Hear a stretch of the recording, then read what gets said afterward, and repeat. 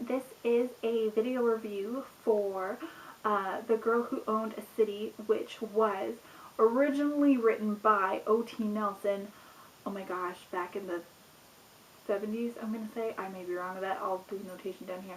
But this specifically is a review for the graphic novel, which was based on O.T. Nelson's original novel and was illustrated by Joelle Joe.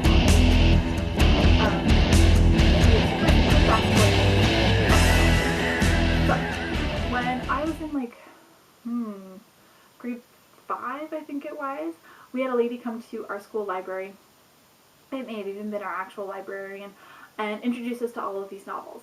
And this specifically, like the novel, not the graphic novel, was one of them. And it was probably the book, paired with maybe one or two other ones, that everyone wanted to read. Like, boy, girl, it was such a fantastic sounding novel. And I don't know what happened to our library copy. I think someone kind of like took it out and never returned it or something, or just stole it without actually checking it out. But I never got around to reading it until several, and I mean several, like, I think I was in high school when a friend of mine randomly brought it up in conversation, and I remembered it, and I was like, oh, can I borrow that? Like, I really wanted to read it way back when we were in grade 5, and I never got a chance to.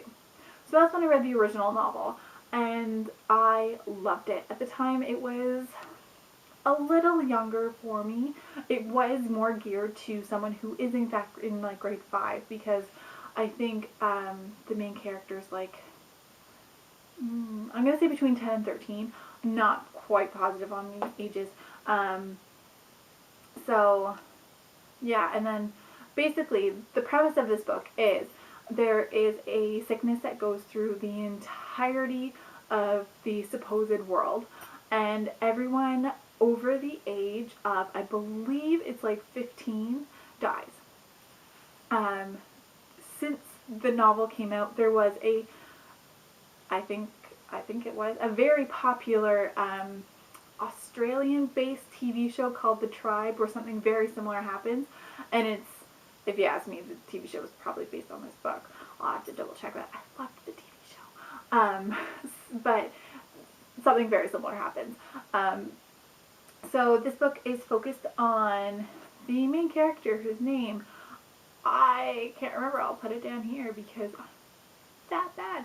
But anyways, so it's based on her and her little brother, and they are still living in their family home on their like in their neighborhood, and gangs are really starting to form and take over everything. And it's become a real problem because, you know, not everyone wants to join the gangs, and the gangs are pretty brutal. I mean, kids can be horrible. And this is just kind of to the 10th degree, because obviously there's no parental units around because they've all died.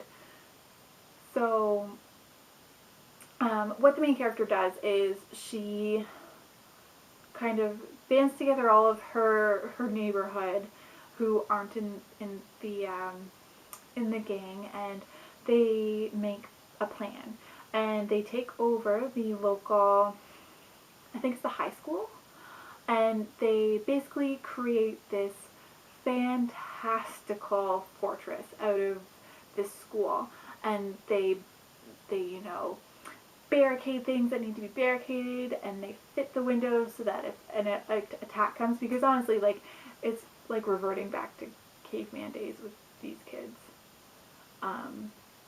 Like, they're psychotic and very, very animalistic in their behavior and very brutal.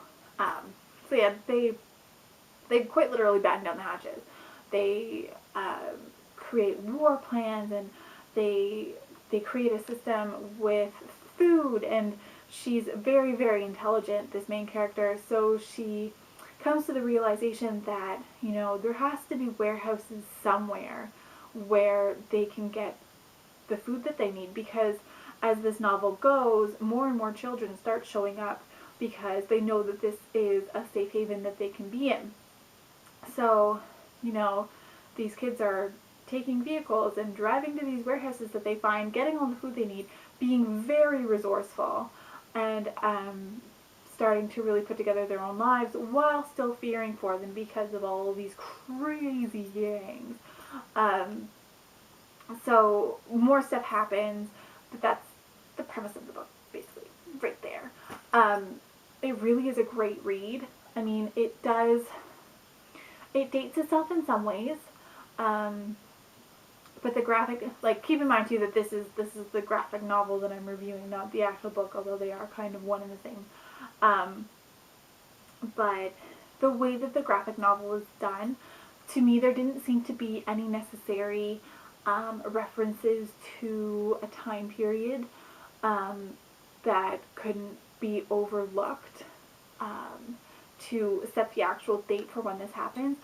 Like, I don't recall, necessarily cell phones being mentioned or MP3 players or computers and stuff like that, because obviously, if all the adults are gone, there's not going to be any power, so none of this stuff is going to work anyway, which is great. And I also read this back in November, so 5 months, people, 5 months, almost 6 months, so it's a little foggy. But anyways, in respect to the original novel, this graphic novel was done brilliantly. I mean, the pictures are the the pictures are done superbly. I mean, it's panel for panel. It really maps out the story so well. It gets all these little details, and it's done just so beautifully. It encaptures the spirit, and with the color scheme that they use, it really does show how kind of, down and out these kids are, and just like how dark of days these really were. Like, the color palette really reflected that. You're not getting, neon colors and bright hues and everything. Everything's very dulled down and just very, I don't even know how to put it correctly, like, not demure, but just grayed out, I guess you could say.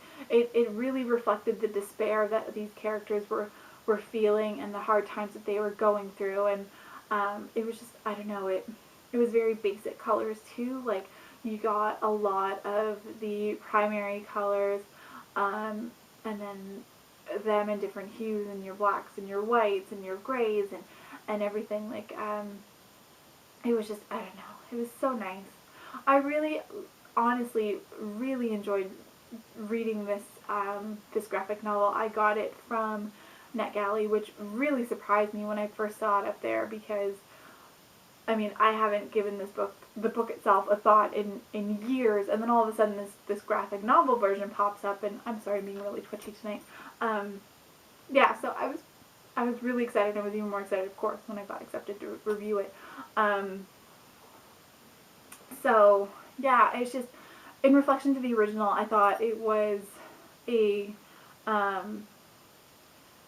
great representation. It was really nice to read it too, and to delve back into those childhood days when I read it for the first time, and when I first heard about it and everything. It just, I don't know, the story itself had a lot attached to it, and this just, I don't know, it was really, really nice. I guess I could say. I probably could have done this video review a lot sooner. Anyways, so I'm gonna give this a 7 out of 10. Let's put it at 7 out of 10. It was done so well. It was a nice kind of redoing of the original novel without obviously, changing anything. The art was beautiful. Like, it really was. It was beautifully rendered, and it showed the story itself so well. So I think I've repeated myself about 10 million times in this video.